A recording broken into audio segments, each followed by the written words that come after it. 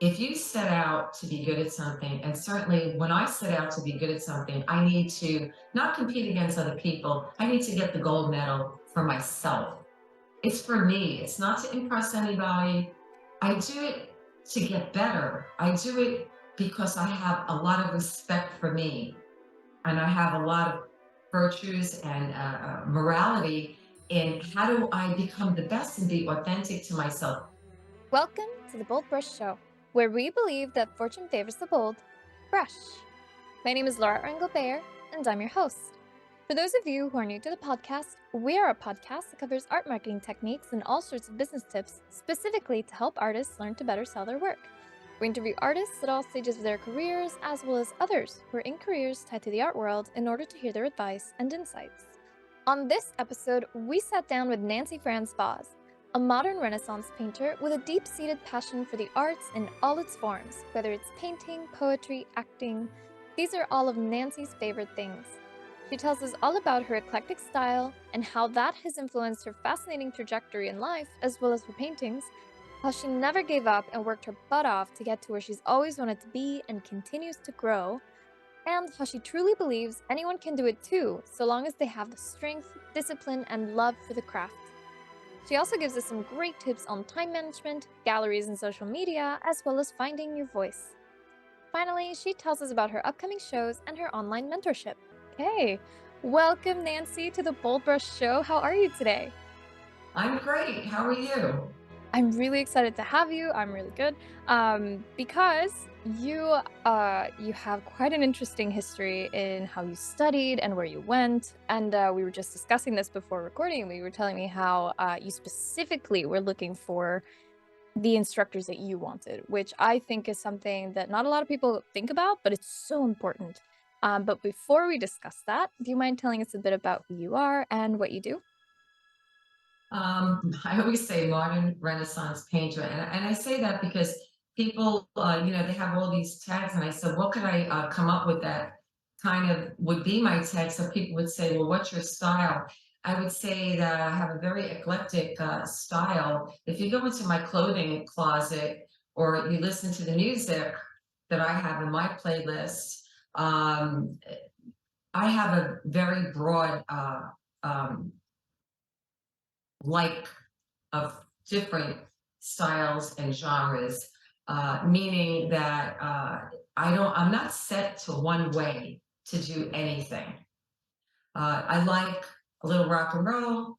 I like the crooners. I like 1920s silent film. I love classical literature, but then I like a lot of the film noir from the 40s, the music from that period, which was classical, but then I listen to heavy metal and alternative. My husband loves the 70s. The music in the 70s was good. I like it. I like the way things came around. Art kind of made a big change then. There wasn't any realism, but my background was modern. And then I said, but I like classical. My grandmother was a classical pianist. My mother sang blues and jazz. So I kind of have everything infused into my, let's say, library of what I like and what I don't like. And I think my painting has that same style. It classically trained, yes, but I try to keep it in the contemporary world. It could be a moment in time from when I was younger, but I still kind of make it seem like it's contemporary. But it all depends on the subject matter. I don't like to be pigeonholed into one thing. I like to constantly change. I get bored of everything. So, so that's what I would say. Modern Renaissance painter is kind of fusing classical with contemporary realism. Somebody else worded it differently. I actually like the way they worded it better, but I can't remember that right now. So, um, but I would say it's a combination of both. It's eclectic. I can, one day I'm painting the flower children, and tomorrow I can be painting, something from film noir. And I like Edward Hopper. I like a lot of different people. If it's good and it resonates with me, it has visual impact or musically, like I say, wow, I love the melody in that. It doesn't matter what time it came from. It doesn't matter the style. You like it, you like it. And so I'm not stuck just liking only one thing. So I hope that I can keep evolving and changing. I don't think I will ever reach my peak because I'm constantly looking and searching to change things and become better. I don't think that I'm the top. I think when you think you're the best and that you're a star and a celebrity, that's when you stop growing. And I think that's when you get stagnant. So I think we should all be, have a little humility and keep growing that way.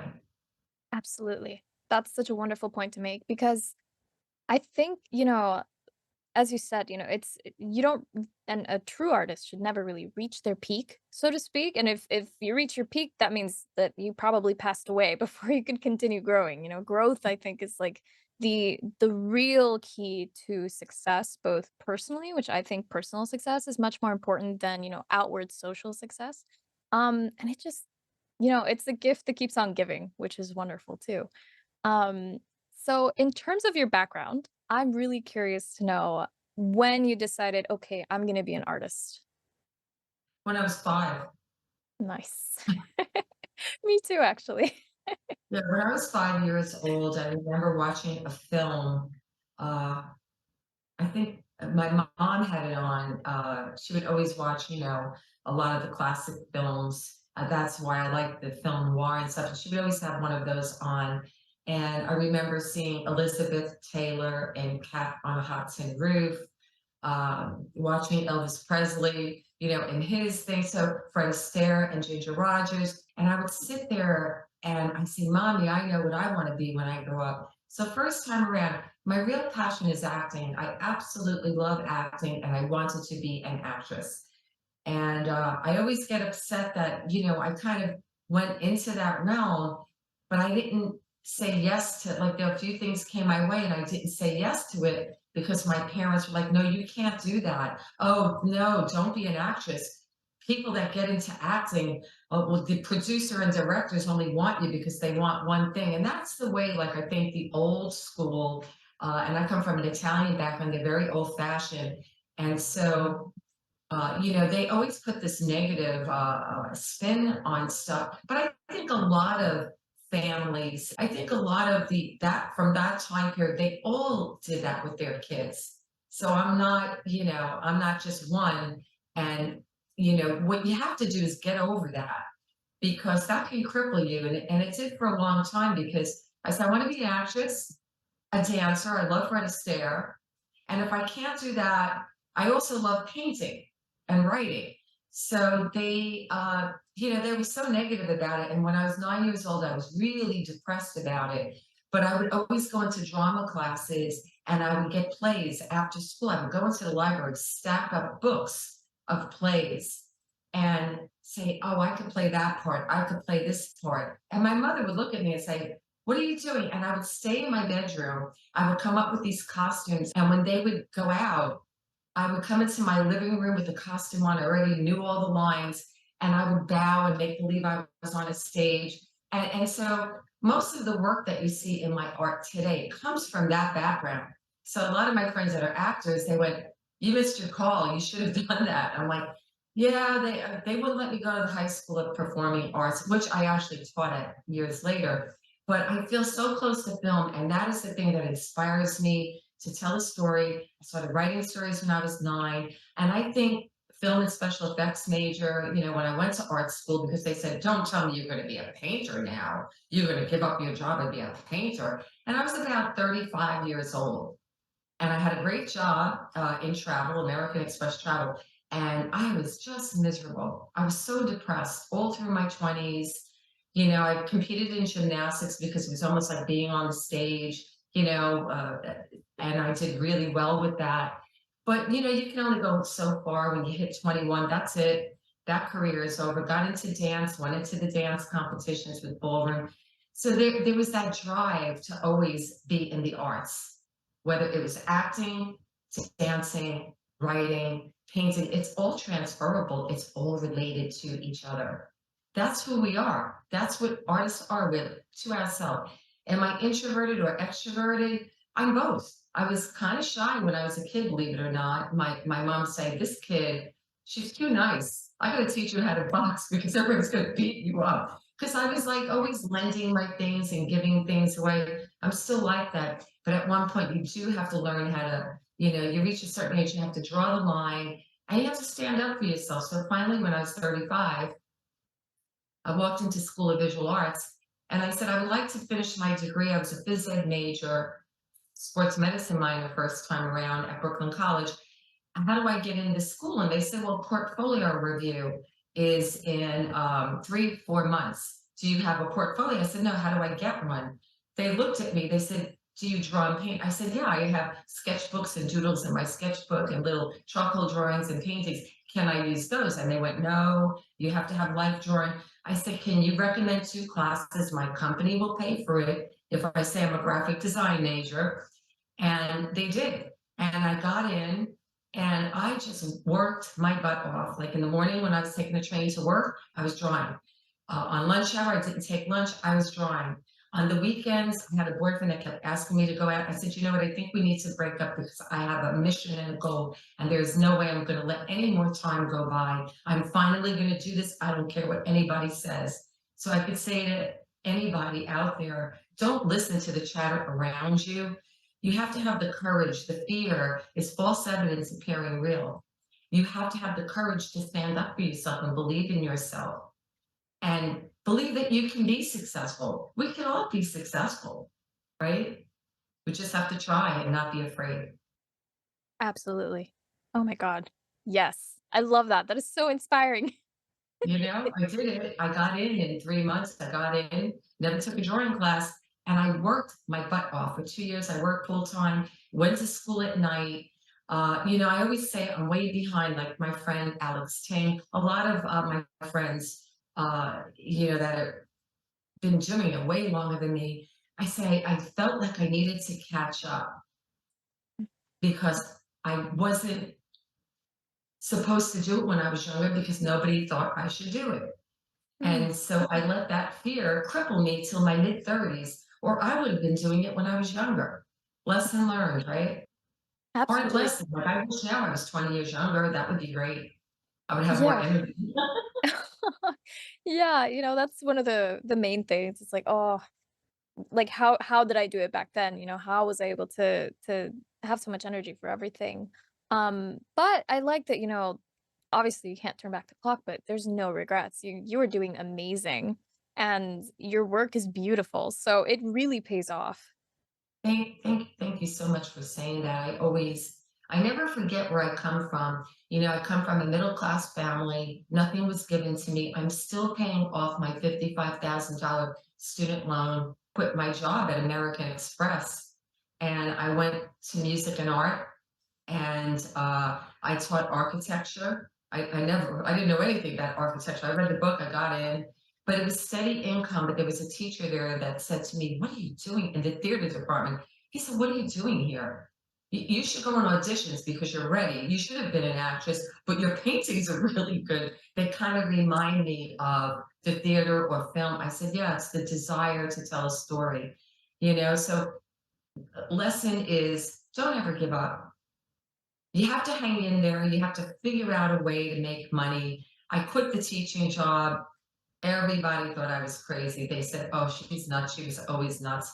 I didn't listen to them this time. I moved into the city and I worked 3 jobs for a long time up until 11 years ago. When I met my husband, my second husband, Tim, he said to me in 2017, I had this big portrait commission, and that's what I was doing to make money. Besides being a freelance makeup artist at Bergdorf for Laura Mercier, I was able to supplement my income, but I couldn't paint every day. 3, 4 days a week I was working 8-hour days. And then all my days off, I was working 7 days a week all the time. I had to put the 30 hours a week in. I had 3 days to do it. I'm in the studio for 10 hours. That's it. And 11 years ago when I quit, a friend of mine said, when are you going? She's an entrepreneur. She said, you need to stop now and just go for it. I said, okay, I'll do portrait commissions all the time. And my husband said to me, we had just met, he said, why are you doing this? You don't seem like you like doing it. I said, you know what? I love doing portraits, but I don't like being, I felt like it was too in the box for my temperament. I have friends of mine that are amazing commission portrait painters, and they love it and they do quite well. So I think you have to figure out what is your temperament, and that takes a while, and then go in that direction. Now, painting your own things is like a musician not playing classical music and copying Mozart, or a musician that is a session musician that's playing other people's work, or a singer that's a backup singer that's not singer songwriter singing their own stuff. That's the hardest thing to do. It's so hard to figure out what your voice is and how do you write your story. Not easy. And Yeah. so you have to figure out, how do you get up every day and be inspired? You And know, so for me, that's it.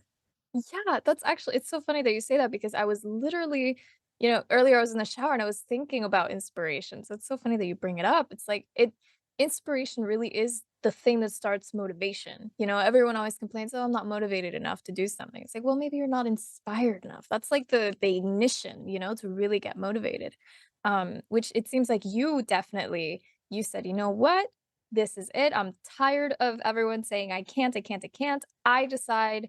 And I love that you compare it too to being like a background singer, right? You want to be the lead of your life. You want to be the lead of your creations and your work. You don't want to be in the background.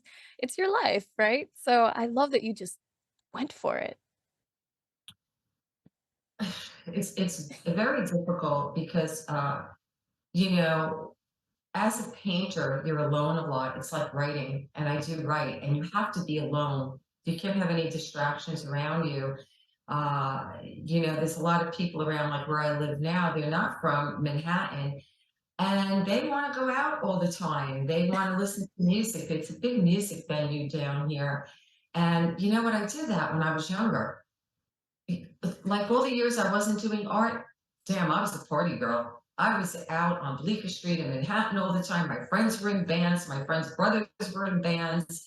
I was going to acting classes. I had free airline tickets with American Express, traveled all over, skiing, went to Europe, went everywhere. That's how, I had an income coming in and it was free. So I did it. So I would say up until I went to art school, I had an amazing, anything that you would want to do in your life, I just said, oh, I could do that. And I did it. So I really partied my butt off, and then I said, okay, it's time to buckle down, because now when you're in your 30s, you say, you got to buckle down. What is it you really want to do that's going to make you excited about waking up every day? Some people have a job, they love it, but some people are just doing it for a check. And that's a miserable place to be. I was in that place. No way. I'm not revisiting Dante's Inferno, going back to hell. I got Yeah, out. good. Yeah, yeah. I love that. Oh my God. And And this is as where it's easy to make money.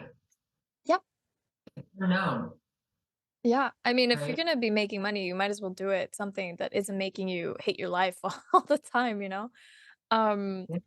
and speaking of your work, actually, I'm really curious to know because I was looking at your work and it's absolutely beautiful. It's as eclectic as you, of course. You got a little bit of everything on your website. You got your portraits, you got your animals, you got landscapes. And in your portraits specifically, I absolutely love that they have this vibe, of like the expression of the human condition, but also, it feels like that person in the painting, they're actually there and they want to tell you something. They're like trying to express something. Do you have a specific painting currently? Because I know this can change, but do you have a specific painting that you're particularly proud of or fond of?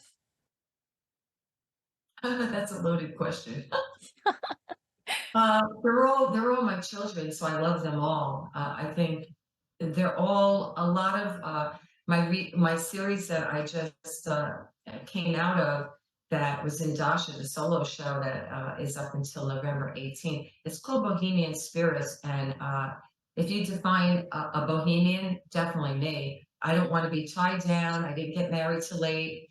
Nothing wrong with having children. That just when I was 10, I said, I'm having zero. I want to be an artist. That was it. I was set on that's what I want to do. And I don't know how women that have children, I really applaud them. And then they could still paint and do really well. I'm astounded by that. But I would say that when I found my voice, it was things that I remembered when I was really young. And it was during COVID. I was so darn depressed. And we all were, because now we're in solitary confinement. Not that we weren't already as artists, we're in our studio, we're chained to the studio. So you always feel alone, you know? And I started thinking about when I was young, and I had a model, Allie, who lives right near me. She was recommended by a friend of mine that actually was in one of my paintings called Out of Eden. She's also a painter. She doesn't do like our style, but her name's Brittany. But she has her own voice, and they have this little gallery in Asbury Park, and she recommended a few models.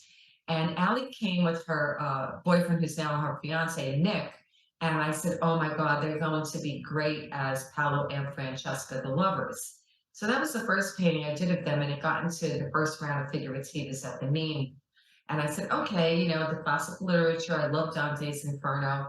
But then I had this idea of John Lennon's Imagine, because we couldn't go out. And he said, I really wish when I was a little kid, I wish we could go back to that time, imagine all the people and all you need is love and all of that.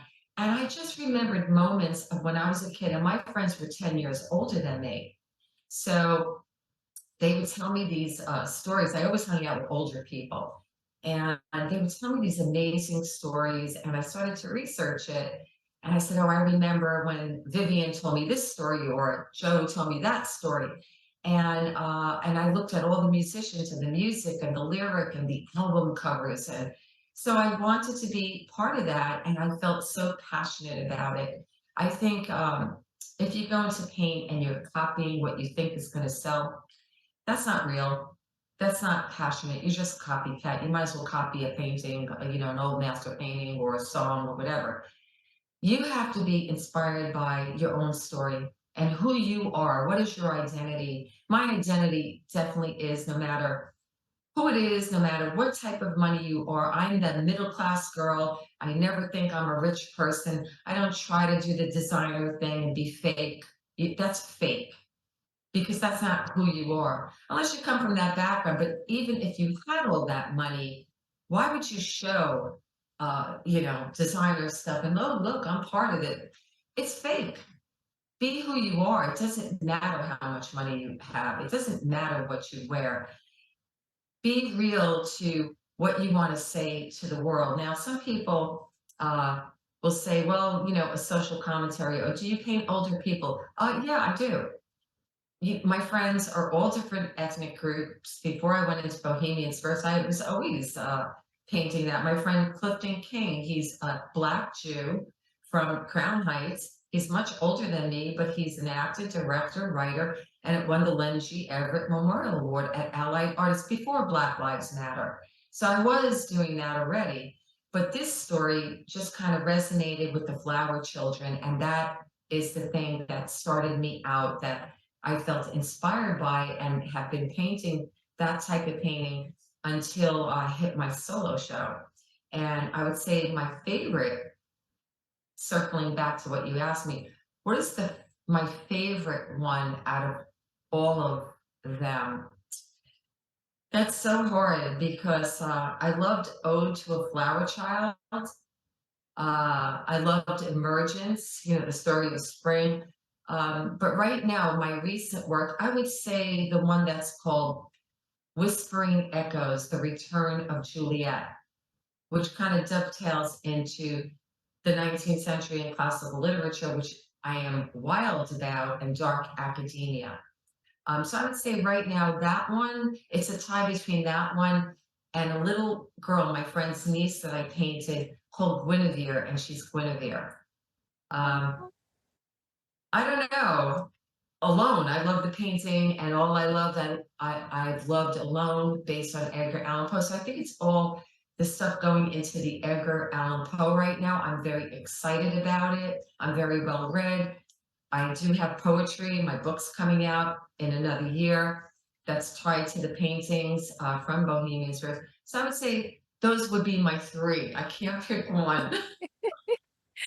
Oh my gosh, yeah, and, I love that you're also, you're not just eclectic in your work, but you're also eclectic in how you express, yourself, right? You've got your poetry, you've got your clothing, you've got your paintings, you've got everything. I feel like it's so exciting and wonderful to, it's almost like kinda reminds me of, like the Oscar Wilde sort of like I like floating around and also, trying to paint, but also trying to express myself through writing. It's very inspiring to have so much, I guess, gosh, it's like a cloud of inspiration that you want to spread into, all of these different arts. I think all of, I guess I was the only 9 or 10-year-old that would be in my room, and my mom would say, "What are you doing in there?" And I would have this this thing that she gave me, which was like a catalog thing that circled, and you pick the different categories. And I was always picking theater, film, mythology, studied Arthurian literature, Mm, Tennyson, James Joyce. Drama and Society was one of the classes I took in School of Visual Arts, a lot of lit classes. I have about 18 credits in literature. And my friends would say, God, why are you taking those classes? That's heavy stuff. Like those are hard. Shakespeare is a hard read. I said, oh my God, but look at the writing, and there wasn't film back then. How did they do that? Theater in the round, Shakespeare. People went around and they watched the people with the costume. Probably if I lived back then, I'd want to be one of those actresses doing that. I just absolutely love a story. I love the old way they did film. Yes, I did special effects with 3D, but I like the old way. I thought it was more inventive. They had to figure out, like Hitchcock, how do you shoot that? How do you get the audience to feel that? And I think that love first is why I think of what you're talking about, like emotive art. I would say my Renaissance, but it's emotive art. I want you to feel my character. I want them all to be different. They're all different. It's a role, right? But the role is really me yeah. being the actress, like the little kid that was 9 years old that's rehearsing and being on the stage. They're all me. They're all self portraits of things that I love and that I've read. And how do I express that, make people feel that? Yeah. Yeah, and I think it definitely shows through in your work, which again, beautiful, beautiful. Hey, thanks for You're saying that. welcome. That means a lot to me. Of course. At BoldBrush, we inspire artists to inspire the world because creating art creates magic, and the world is currently in desperate need of magic. BoldBrush provides artists with free art marketing, creativity, and business ideas and information. This show is an example. We also offer written resources, articles, and a free monthly art contest open to all visual artists. We believe that fortune favors the bold brush. And if you believe that too, sign up completely free at boldbrushshow.com. That's BoldBrush show.com. The Bold Brush Show is sponsored by Faso. Now more than ever, it's crucial to have a website when you're an artist, especially if you want to be a professional in your career. Thankfully, with our special link, faso.com/podcast, you can make that come true and also get over 50% off your first year on your artist website. Yes, that's basically the price of 12 lattes in 1 year, which I think is a really great deal considering that you get sleek and beautiful website templates that are also mobile friendly, e commerce, print on demand in certain countries, as well as access to our marketing center that has our brand new art marketing calendar. And the art marketing calendar is something that you won't get with our competitor. The art marketing calendar gives you day by day, step by step guides on what you should be doing today, right now, in order to get your artwork out there and seen by the right eyes so that you can make more sales this year. So, if you want to change your life and actually meet your sales goal this year, then start now by going to our special link, faso.com/podcast. That's FASO.com/podcast. And then the other part that I find fascinating, because you and I have actually been corresponding for a while, because I've been trying to get you on the podcast, but you're such a busy woman, I feel very lucky to have you, first of all. So again, thank you for being here. Uh, you got lucky. It's, Oh, timing. it is timing, yeah. But I wanted to know how are you able to manage your time, when you're working through all of these amazing projects and you've got so much going on? How do you time manage? That's another loaded question. You're firing away the bombs. Yeah. Um, Time management, I think I get uh, from, I'm going to go back to gymnastics. Back in my day, I competed for 7 years, and you went to school during the day. I was 14 years old when I started. You went to school, and my coach, uh, me and this girl Debbie, we were like the best ones on the team. And I think it was the desire that, I was a good athlete, but the desire, like, I'm doing a routine, people are watching me on the stage. It was so important to me because they wouldn't let me go to acting school or performing arts, that I needed to fulfill that. After school, we always had practice. So I was all around. I was on floor, which was my best, balance beam, bars, and vaulting. And you had to learn the routine after school. The competitive meets started in February. So in September or over the summer, you never had a day off, zero. You didn't have time because you had to learn the routine. The judge would say, this is the routine you need to follow, and you had to do it perfectly the way the judge wrote it. So think of a role, the way the director writes it and he tells you you have to act it, you must do it that way. But then we had optional routines, your own body of work as an artist, right? Now you're not working for somebody doing a commission that tells you how to direct it. They're directing you. Now you're directing yourself. So the optional routine I did all around as well. And so now I had 4 routines to learn. I had a vault, choice of a vault, and 4 routines to create, pick my music, pick the whole routine, which was about a minute long, and I had 6 months to learn it during school, and I did it.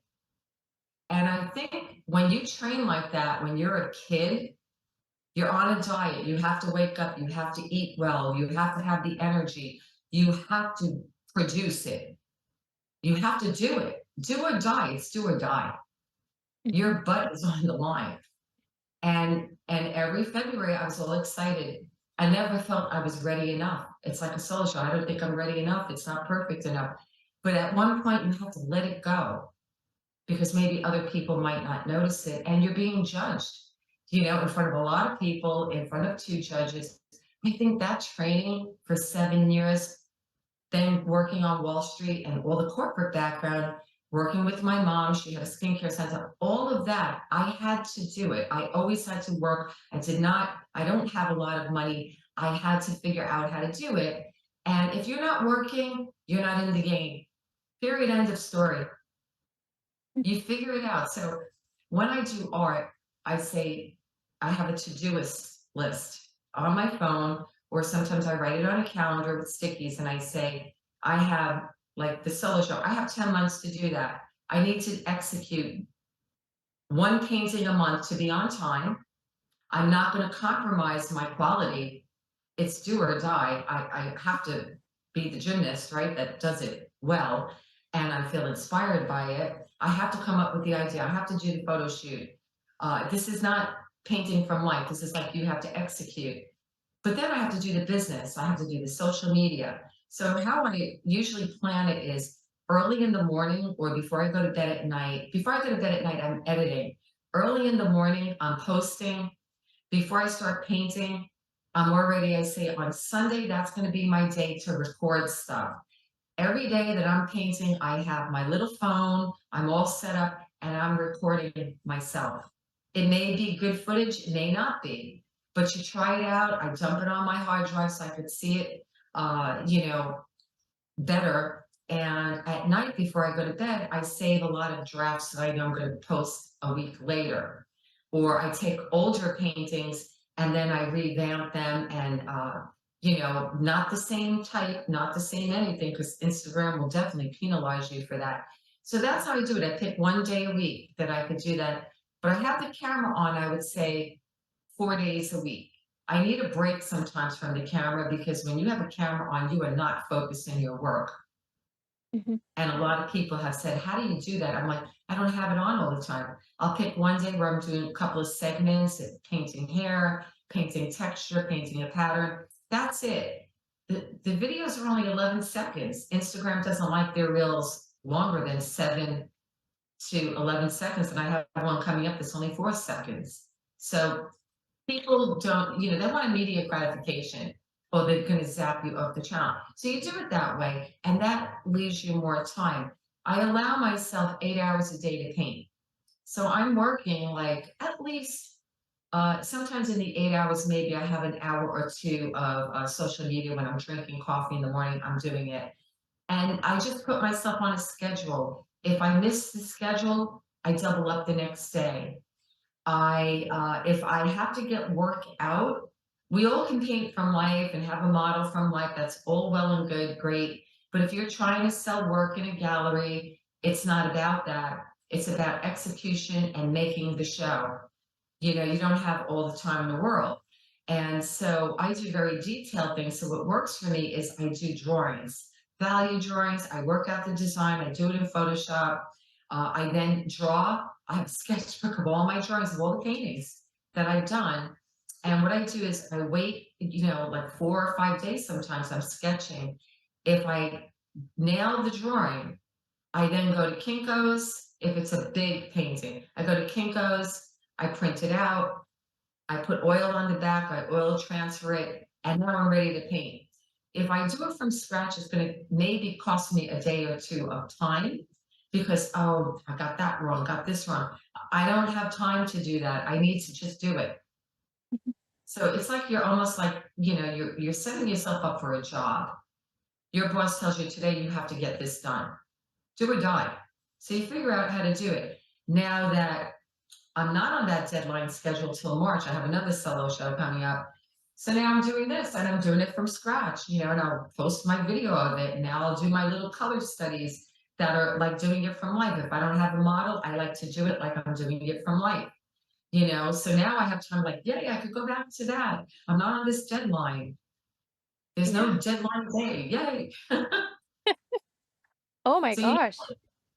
Yeah, that's a lot of discipline. That's like it's very admirable. And I love that, like you said earlier, your skills from all of these things that you've experienced in the past, they're all transferable. Which is something that, I think a lot of people don't really, I guess they don't see from the outside, but you living your life, obviously, you're like, oh, I've done this before. I've made myself, train for hours a day and now I can just do the same with my paintings, which that's really awesome to maintain that routine, maintain that, I know what I'm doing today and I can expect this from myself. you know, um, I listen to a lot of podcasts and I listen to a lot of people in fine art, and some are very, very disciplined, and a lot of them need to find motivation to paint. I have friends, well, this painting is selling, for this amount, and it's not that good, so why should I bother? You should always bother Yeah. because it's the same thing as if you set out to be good at something, and certainly when I set out to be good at something, I need to not compete against other people. I need to get the gold medal for myself. It's for me. It's not to impress anybody. I do it to get better. I do it because I have a lot of respect for me and I have a lot of virtues and morality in how do I become the best and be authentic to myself. Don't you think an Olympic athlete does that? Do you think they need to be? Do you think Simone Biles needs to be motivated? No, she's got a goal in mind. I want to be good at that, and whatever it takes. Even if I have bad days, even if I fail, failure is good. It's a learning lesson, right? She does it. She had a bad situation, the twisties, and I know what the twisties are because I got them a few times. Scary thing because you can't figure out where you are. Mm. And she came back and look how good she's doing. That takes a lot of courage and discipline. And your psychology is the biggest thing. It's how you see yourself when you wake up in the morning. And it's the same with actors. They get a role, they don't give up. There was a guy, Jim Caviezel, The Thin Red Line. I'll never forget the interview. He said, I was sleeping in my car. I was so broke. He didn't give up. He got the movie Thin Red Line. Bang. That made him. You just don't know. You don't give up. Yeah. There's so many actors out there that are good. There's so many musicians that are good. You don't quit. Anybody could quit. Quitting is for losers. That's what I always say. You got to be a winner Yeah. Yeah. And you have to to believe that you're a yourself. winner. Yeah. Right. You're a Exactly. winner to yourself. So, Yes. Oh my God. You're making me like so motivated right now. I love it. I should like have like a message from you every morning, like saying like you got this today. art is a sport. It Treat it is. like that. You're Yes. competing in the Olympics and you have to be ready. Whether you sell or not, that gallery didn't sell your work. You take it out after a couple of years and it sells Yeah. somewhere else. It's happened to me a lot. You don't quit. You keep going. You don't focus on that. It's like it's done, it's gone, goodbye, I'm moving. Mhm. I'm doing it at all costs. Yeah. Yeah. That's I what it mean, takes. yeah. And you know, that makes that's a very good point. You know, life keeps going. I mean, life doesn't have a pause button. Uh and yeah, it's good to take breaks every so often if you really need it to prevent burnout so you can keep going. But definitely the love of doing what you love is, you know, the best fuel you can have. You just yeah, you just keep going. There's no pause button. I love that. And speaking of, because I've interviewed a lot of artists, you know, in both sides of I work with galleries, I love galleries, and other artists were like, you know, I used to work with galleries, but it turns out, you know, I work better when I'm on my own. And of course, there's pros and cons, right? So in the podcast, I like to get, you know, all the different perspectives on okay, this is the thing that works for me personally, um, whether it's galleries or not. So I wanted to know for you personally, of course, what has been the most lucrative approach that you've taken to sell your work? Has it been just galleries? Has it been Instagram or other social media? What combination do you think has been the best for you? I think all of it. Hmm. All of it. Don't put yourself in a box. Yeah. So galleries is somebody else's business and you're taking a chance that they are going to put you in front of their collectors. Some of the problems today that I see with I think in the 90s or turn of the 21st century, they were really good before the whole social media thing. And I think since social media came out, as a business owner myself, I kind of can feel for, with social media, artists are able to sell on their own right now, but of course they have to find the collectors. That's very difficult to do. I've done it, and I have uh, done, in the past year, I do have those collectors that have seen my work through Instagram. Mhm. And so that's why I focus on Instagram. Or I read about them and then I went to an event that they were at and I didn't say anything to them. I just got to know them. And, I became, I guess, very extroverted as I got older. I was more introverted when I was younger. And then after gymnastics, I would say in my 30s, I started to come into my own. And then in my 40s, now I was selling. And so I found that you have to get along with people. You have to network by just becoming their friend. You have to build relationships. That's what business is all about. Build relationships, whether it's with a gallery, with a collector, on Instagram. Some people just want people to like their work and follow them, but they never comment or like your work. There's a lot of people like that. So it's got to be reciprocal. You have to build relationships. Doesn't matter how many followers that person has. So I try to do that. I try to build relationships with some galleries. I felt like I wasn't ready because I wanted to find my voice. Now I am. So that's why I went with Dasha when Lee asked me to do a solo show. I said, I'm out of inventory. I only have one painting left. And I sold most of those on my own. But I do want to be in a gallery too, because I think both can be lucrative. Uh, if I am in a gallery and I'm signed to a gallery, um, if I have a collector that goes to the gallery, I always give the gallery 50%. I don't undercut a gallery. I think that's wrong to do. Somebody asked me, you don't take 50% of your price. I go, no, absolutely not. I do exactly what my gallery would do. If it wasn't seen in my gallery and it's my client and I'm not represented by a gallery, I'm just a guest artist, I can sell my work on my own. There is no contract, right? Mm. So I do give them, I start with 10%, and I won't give more than some galleries that have asked me, can you go 20%? But I pad it enough so that I feel like if I'm going to give up 50%, then I'm still making money, especially if I have to ship it. So it's very hard to do your homework, find the right gallery and the right gallerist that really believes in you, that wants to sell you work. Well, you know what? I think everybody's trying to figure out the landscape Mhm. and how to render that landscape for their business. Yeah. And it's all good. I totally get it. Like social media changed everything. So they're trying to figure it out. You're trying to figure it out. I think being with the gallery, being my mother was a business owner, I'm a business owner. If I had a staff, I would want them to be loyal to me. Absolutely. They absolutely have the right. I'm definitely pro gallery. Mhm. But you have to pick the right one that works for you. But there are some excellent galleries out there that have artists for a long time, and they have artists for a long time, and they always give them a solo show, and they do quite well with them. And those are the ones that you want to strive to be in. That's the struggle of artists, whether they're younger or older. You could be older and breaking into the business. There's no such thing as age. Age is just a number. Mhm. You can develop work and be quite good at 80 years old. You don't have to start when you're 5. It all depends on the time you put in. You have to look at me. I went on the hamster wheel and I'm trying to catch up.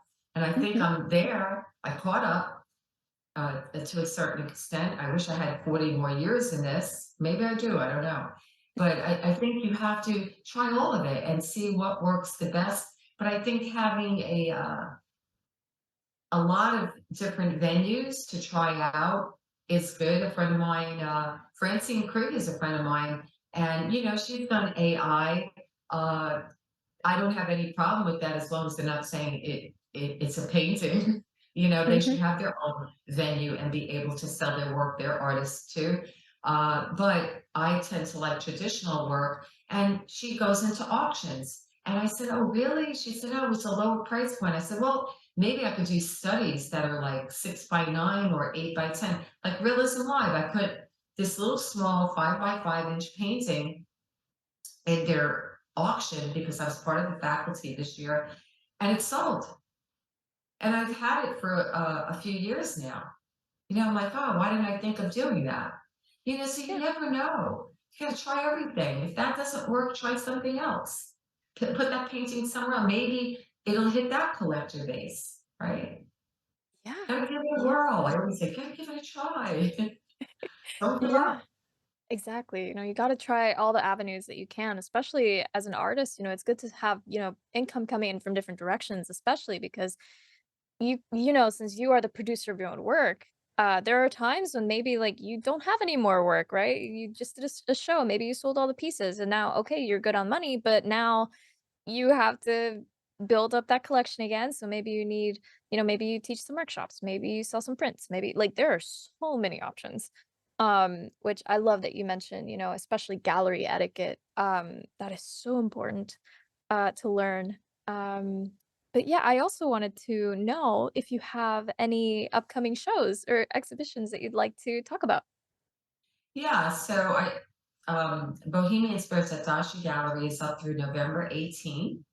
And I have a show. I was between names, I didn't know, but I finally told the director, I said it's called Metamorphosis. And the reason why I chose that name, and it's the name of a painting I just sold, but it resonates with me because it's like transitioning and we morph from one thing into another. So in this show, I've done some musicians from the Jersey Shore down here that are female artists. They're pretty well known. And I have a few of those paintings, and she said, I would love to give you a solo show at Monmouth University in the Pollock Theater. Now, the Pollock Theater is where all the concerts happen. And they have a little hall, a big hallway that leads to it in the theater. So I'm on the walls that lead into the concert hall, the stage, right, in the theater. And Crosby, Stills and Nash, Van Morrison, all of these shows go on, and some of these women have played. A lot of them have played there, and they're amazing artists. They're professionals, but they're just like us. They're going out on tour. They're trying everything because people stream today, and it's much harder. They're not selling albums, so they have to go on tour because that's a way to make money aside from session playing, right? And so the director said, "I love. Do you still have this painting and that painting?" I said, "Yeah, I do. I keep it just in case." So I need to have 25 paintings, but I can use the work that I already have to put in the show, and I'll be painting 4 more paintings by February. I got 1 week break. Oh my god. And so I need to, but I'm gonna paint them smaller. I already have the photo shoots done. And because I knew that this was gonna be on my to-do list, I shot them the same time I was shooting for my solo show, Wow. same day. Right. So I'm like, okay, today 10 hours is just shooting and getting them and getting the idea and I compose them on all my downtime. I already have the compositions in the computer ready to go on the canvas. I did that over the summer, a couple of days where I gave myself downtime. You figure out ways like today I'm a little tired to paint. I need a break, but let me sit behind the computer and do this. So you change like maybe what you wrote down you're going to do that day, and you Mhm, change your production schedule so that you say, oh, next year, you don't wait to the last minute. You're mhm. already thinking way ahead of the game. You have to think that way, or you get yourself in trouble and you get burned out. So I have them ready to go. I just have one more photo shoot to do in December, and then compose, come up with the composition. And I aim to have all 4 done smaller. They'll be maybe 16 by 20 by February. They might even be smaller so that I'm not killing myself with a 20 by 30 or a 24 by 36. So you strategize, how do I execute this? So that show is coming up middle of March. I think Women's History Month Mhm. to May. The opening is April 26th, and I'll send out invites to anybody that lives around the Jersey Shore or in the tri-state area if they'd like to come to that. It'll be good. The reason why it's going to be good is all those women that are in my show, they're going to do a concert right after the exhibit reception. So from 6 to 8 is the reception, from 8:15 to whenever is the concert. We're trying to get a scholarship fund started for women artists only, whether they're visual artists, performing artists, musicians, because they can't afford to go to school at Monmouth University. So we'll know, I think, by next week if the board approves of a scholarship fund. It's a little tricky to get it approved of. So I'm hoping that they can do that because that would be amazing. She first, when she mentioned it, she said it was doable, but now she has to run it by the board. So if that happens, that would be amazing because I feel very strong about owing out a lot of money. I'm still paying off my student loan, not having my parents pay it off for me or my husband that makes a lot of money pay it off for me.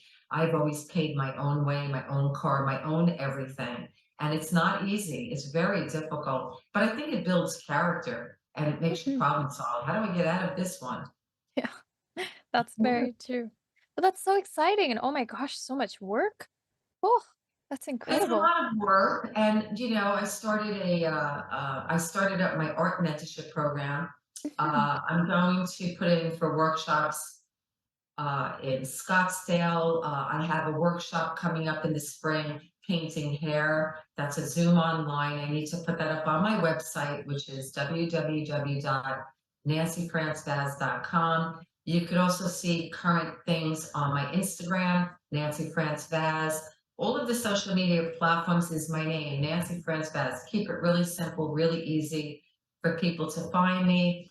And look under workshops and you'll see the mentorship program. And that's one-on-one, it's personalized and customized for what you want to learn on any level that you are beginner to advanced. Beautiful. Oh my gosh, that's so exciting. Well, thank you so much, Nancy, for giving us some of your precious time. Again, you're so busy, and I'm so grateful to have you. Oh, you're welcome. And so nice to meet you finally. You too, yeah. After so many months Well, of have a happy corresponding. have a happy Thanksgiving and a Merry Christmas, Happy Hanukkah, whatever you celebrate. And I hope to see you in the new year. Yeah. And thanks for Well, asking me to come on. of course. Yes. And I might ask you again in the future. Definitely do one. Peace Yeah. out. Well, peace. Thank you.